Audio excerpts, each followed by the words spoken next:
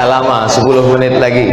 Ustaz Abdul Somad malam ini ceramah 90 menit.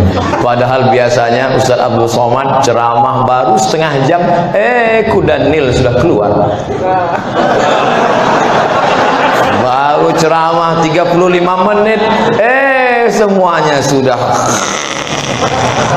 Tapi di Masjid Darul Mustafa As-Salafi tidak ada itu orang keluar menguap, tidak ada itu orang menunduk, semuanya bangkit, semangat mengaji luar biasa, jamaahnya semangat, ustadznya nggak tahan. Yang dimuliakan Allah, Nabi hanya mengajarkan Allahumma ba'id baini wa baina khataayaya. Nabi mengajarkan wajjahtu wajhiya lilladzi fataras samawati wal arda hanifan musliman wa ma ana minal musyrikin. Tapi ketika sedang salat, Allahu Akbar, ada satu sahabat baca doa aneh bin ajaib, Allahu Akbar kabira walhamdulillahi katsira wa subhanallahi bukratan wa asila. Selesai salat Nabi nanya, manil qail, siapa yang baca doa itu tadi? Tidak pernah aku ajarkan. Apa kata sahabat? Ana, aku yang baca doa itu ya Rasulullah. Apa kata Rasul? Futihat abwabus sama, terbuka pintu-pintu rahmat dari langit karena doa yang kau baca. Tak pernah diajarkan Nabi. Coba kalau pakai kaedah tadi, jika tidak diajarkan Nabi bid'ah, pasti Nabi bertanya, siapa yang pandai-pandai buat Allahu Akbar kabira tadi? Neraka jahanam tempatnya. Tapi Nabi memuji dia. Apa kata Sayyidina Abdullah ibnu Umar ibnu Al-Khattab? Sejak mendengar hadis ini, aku tidak pernah meninggalkan sekalipun dalam salatku Allahu Akbar kabira walhamdulillahi katsira wa subhanallahi bukratan wa asila. Maka batal kaedah 5 jari kalau tidak dibuat Nabi. Bid'ah, banyak sekali perbuatan yang tak dibuat Nabi tapi tidak bid'ah. Siapa yang memberikan solusi? Imam Muhammad bin Idris Asy-Syafi'i. Kalau dibuat Nabi sunnah, tidak dibuat Nabi tapi dia masih dipayungi dalil yang umum, maka dia disebut dengan bid'atu huda. Tapi kalau dia bertentangan dengan sunnah, maka disebut bid'atun mazmumah, karena kaedah ini memasukkan sahabat Nabi ke dalam neraka jahanam. Nauzubillah. Ada sahabat Nabi namanya Abu Hurairah. Sebelum tidur malam, dia ambil tali, dia buat simpul alfa uqadah, 2000 simpul. Lihat kitab Syiar A'lam An-Nubala, ditulis oleh Imam Az-Zahabi. Abu Hurairah sebelum tidur malam 2000 simpul. Maknanya apa? Berzikir 2000 kali subhanallah subhanallah subhanallah subhanallah. Tidak pernah dibuat Nabi. Apa pernah ada Nabi menyebut, hai orang-orang beriman, kalau kau mau tidur ambillah tali jemuran, lalu kau simpul 1000 simpul lalu bertabik? Tidak ada. Itu murni inisiatif dari Abu Hurairah radhiyallahu anhu. Apa namanya itu? Tidak pernah dibuat Nabi. Itulah cerdasnya Imam Syafi'i. Itu namanya bid'atu huda. Itu pula pujian Umar bin Khattab ketika melihat salat tarawih ramai dengan Imam Ubay bin Ka'ab. Apa kata dia? Ni'matil bid'atu hadhihi. Sebaik-baik bid'ah adalah ini. Isyarat tentang bid'ah hasanah, bid'ah huda sebagai lawan dari bid'ah dhalalah. Abdurrahman ibnu Auf, sahabat Nabi, konglomerat Madinah. Kalau dia pulang ke rumah, dia baca ayat kursi di 4 sudut rumahnya. Lihat Syiar A'lam An-Nubala dalam biografinya Abdurrahman bin Auf. Allahu la ilaha qayyum la ta'khudhuhu sinatun wa la nawm lahu ma fis samawati wa ma fil ardh. Baca sudut ini, Allahu qayyum la ta'khudhuhu sinatun wa la nawm. Baca di belakang, Allah qayyum. Baca 4 sudut, 4 pojok rumahnya dia baca ayat kursi. Tidak pernah diajarkan Nabi. Tak pernah Nabi bersabda, hai orang-orang beriman, jika kau pulang ke rumah, bacalah ayat kursi di 4 pojok. Kalau ngantuk 1 pojok aja. Enggak ada itu. Itu murni inisiatif. Kalau pakai kaedah tadi, jika tidak dibuat Nabi, maka Abu Hurairah masuk neraka karena sudah membuat zikir 2000 kali sebelum tidur. Abdurrahman bin Auf masuk neraka karena sudah membuat baca 4 ayat kursi di pojok rumah. Imam Ahmad bin Hambal masuk neraka karena dia solat tahajudnya melebihi rakaat Nabi.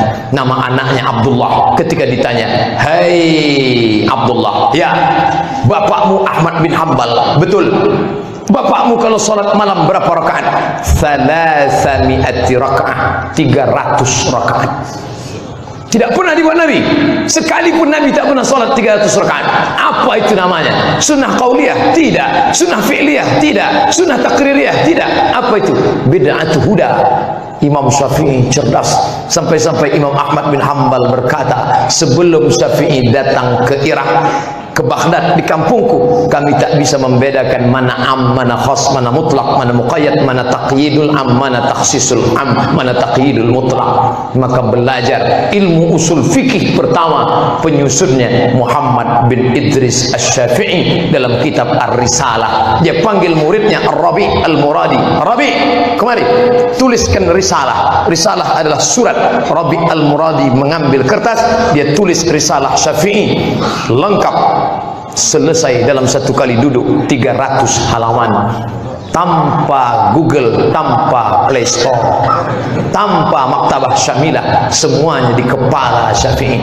Hari ini ada orang yang tidak mengerti usul fikih, hafal hadis karena ada laptop, hafal ayat karena pakai Quran digital, tapi mengaku lebih hebat daripada Muhammad bin Idris Asy-Syafi'i. Kita semua adalah salaf karena Muhammad bin Idris Syafi'i masuk 3 abad pertama. Khairul qurun qarni, sebaik-baik abad-abadku, tsummal ladzina yalunahum, 1 abad sesudah itu, tsummal ladzina yalunahum, 1 abad sesudah itu, abad 1, abad 2, abad 3, 300 tahun pertama disebut dengan salaf, dan mereka itu adalah ulama salafus salih.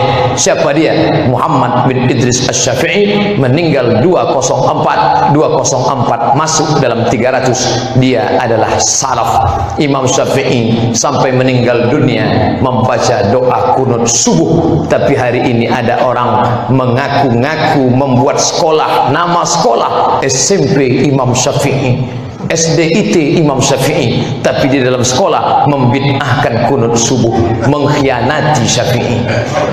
Casingnya Syafi'i, signalnya Syafi'i.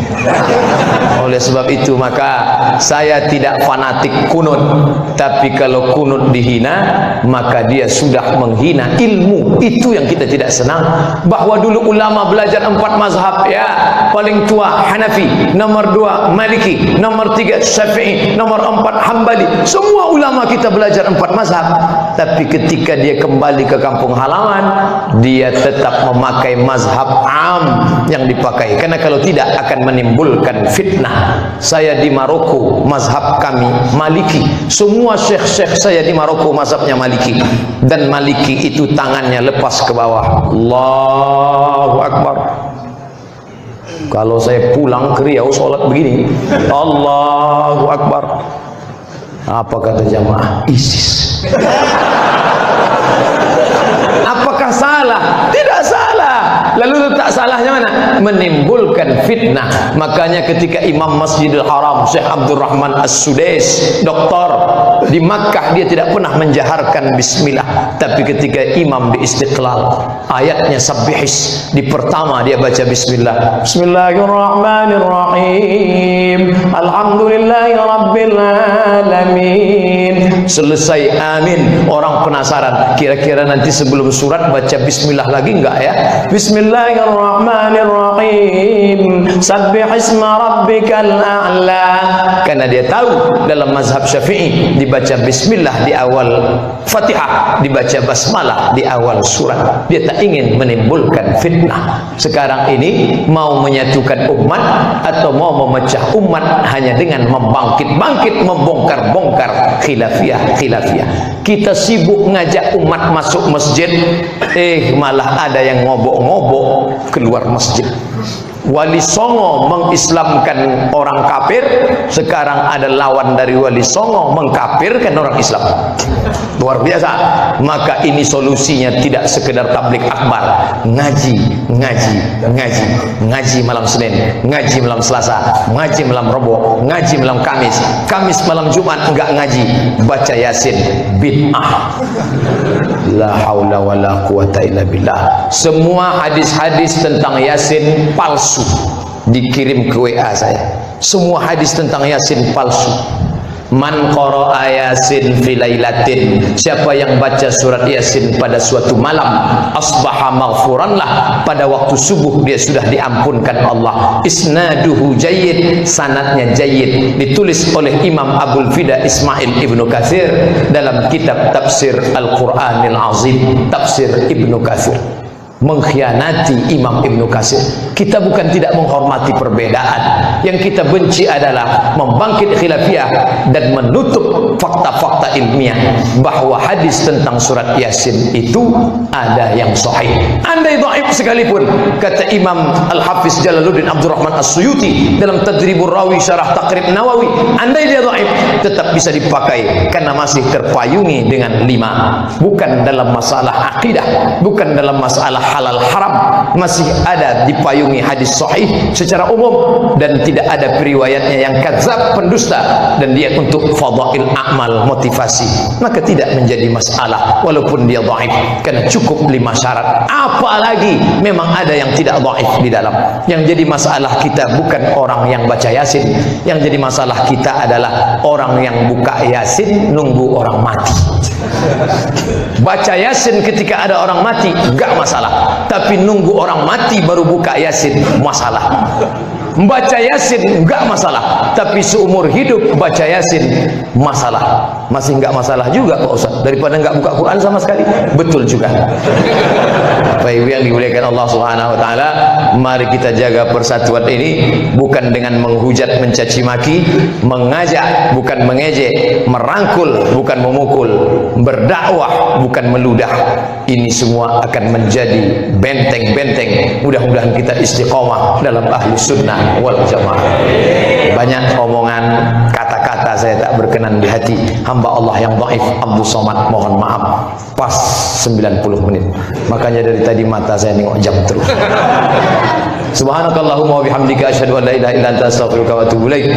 Wallahul muwaffiq ila aqwamit thariq. Wassalamualaikum warahmatullahi wabarakatuh.